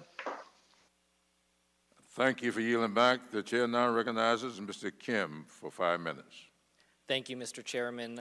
Secretary, again, thank you for joining with us here today. I wanted to just go back to something you said a couple times earlier in this hearing, which is about, you said a line that said, on the things we can agree on, let's move forward. And I think that that's a great sentiment here. And I wanted to just focus in on a couple issues here. So going back to housing, you just talked about it a couple times. You said that you agree that it's important to support Americans with housing. You made reference to an announcement that'll come later on today about moratorium. First of all, just to be clear, you agree that a moratorium is not enough. Is that correct? My first choice as it relates to rentals is rental assistance, not a moratorium. And as it relates to mortgages, I think, as you know, a substantial portion of the market is Fannie Mae and Freddie Mac, and I think they've created a very successful program in forbearance, which I support. So when we're looking at this question now, if we have agreement that we need to have some support here for renters and for others, for keep a roof over our head, now the question is how much and how we can provide that type of support. And here I want to just drill down a little bit. When the Aspen Institute recognizes that we have perhaps the largest housing crisis in our country's history, they're saying 30 to 40 million Americans may very well be at risk of eviction in the next couple months. That then we take into account in terms of calculating what support we can provide here. When I see the Senate Republicans HEALS Act put in $3.3 billion, as opposed to what in the HEROES Act was about $100 billion. You said $100 billion was too much in your opinion. But if you look at the $3.3 billion, let's say we use the conservative element of 30 million Americans, at the conservative side what the Aspen Institute estimates. 30 million Americans, $3.3 billion, that's about $110 a person. So I just kind of want to ask you, what is the right level? Do you think $110 a person is the correct amount to be able to help with rental assistance? First of all, I just want to say thank you for being here in person. I think the 30 to 40 million people is just absurdly high. I mean, there's only 40 million rental units. And I would also add, depending upon what we do with enhanced unemployment, has a relationship to what you need to spend on rental assistance. If you're giving people enhanced unemployment who are out of work, they can use some of that money to pay their rent. So these things are all interrelated. But no, I think the 30 to 40 million is grossly high in terms of estimates, and I think this is nothing close to what was the mortgage and housing crisis that we had during the recession. Let me just switch gears here to healthcare. So just a quick question. Do you think it's a good idea or a bad idea to have millions of Americans lose healthcare during the middle of a pandemic? I don't think it's a good idea. That's one of the reasons why I support the PPP and other things that keep workers attached to their business so they can continue to get health care. And I think, as you know, as part of the first bill that we passed with the House and the Senate, we allowed small businesses to maintain money for health care. But despite those changes, despite those efforts that we've had, there's been an estimate of about 5.4 million American workers stripped of their health insurance between February and May, and we expect many more. And that's on top of the 30 million Americans in our country that did not have health care to start with before this pandemic. So one of the big efforts that we tried to do when it comes to the HEROES Act was to try to provide federal financing for Americans to be able to keep insurance through January 31st, 2021. Also to be able to have a special enrollment period for coverage through the ACA. Those are some of the efforts we're trying to do, but when it comes to the Republican Senate bill, none of that is in there. So, look, when you agree that we don't want to have Americans losing their health care during the middle of a pandemic, why is that provision, why aren't those provisions ones that you would agree upon? I'm not familiar with those specific provisions. We'd be happy to follow up with you. Again, I think our first choice is getting people back to work where they have health care, but if there's areas as you've described, we'd be happy to look at that. I would ask you to take a look at that. I'll have my office send it back over, but it's important here because, again, when we're talking from a level, and I'll go back to what you said about trying to find areas of agreement and move forward on that. I want us to make sure that we are looking at it through the eyes of people in my district and people all over this country. People in my district that have lost health care or are on the verge of losing their home, they don't have the luxury of just coming up with some of the low-hanging fruit and then kick the can down the road. We have to step up and have some of these tough discussions with each other, try to make sure that we move forward on this. So I agree with you, let's start with the areas of agreement, but we cannot just keep kicking the can down the road, and that's what the American people are seeing over and over and over again. So again, I'm just grateful for you coming in today and having a chance to talk with you. I hope we can continue to work forward further. Mr. Chairman, just before I yield back here, I just have a unanimous consent request here. I seek unanimous consent to enter 2 documents into the record. The first is a Wall Street Journal article stating that major U.S. employers are considering significant new layoffs and making furloughs permanent as the coronavirus pandemic drags on. This includes American Airlines, Coca-Cola, Salesforce, United Airlines, MGM, and many others. According to this article, a recent survey, quote, found nearly half of U.S. employers that furloughed or laid off staff because of COVID-19 are considering additional workplace cuts in the next 12 months. The second document is a report from the Economic Policy Institute showing that the historic layoffs from the coronavirus have led to approximately 12 million people being cut off from employer-sponsored health care and health insurance in the middle of a public health crisis. Thank you, Mr. Chairman. Thank you very much. Without objections, we will. And I think that's, I was about to enter that in my final statement, but okay. I guess I can skip over that. In closing this, I want to thank the Secretary for coming today. We appreciate the opportunity to directly address these critical issues with you as Congress works to help our country get beyond this pandemic. In his 2-volume work, Democracy in America, Alexis de Tocqueville observed, "The greatness of America lies not in being more enlightened than any other nation, but rather in her ability to repair her faults." This pandemic has exposed some faults that need to be repaired, including significant inequities in access to economic opportunity. Today's hearing has made clear that the federal government's economic recovery efforts have failed to repair these faults and is at risk of getting worse. But before we can repair these faults, we must agree on the problem. Now, I'm a bit concerned that the Secretary and I seem to be a bit far apart on the number of unemployed people in this country. He cited various numbers, 10 million, 16 million, but the data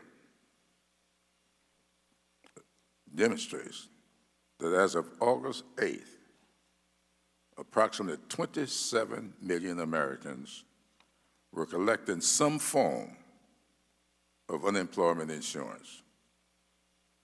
This number includes those on regular state jobless benefits, plus freelancers, gig workers, and others who are not eligible for regular state jobless benefits.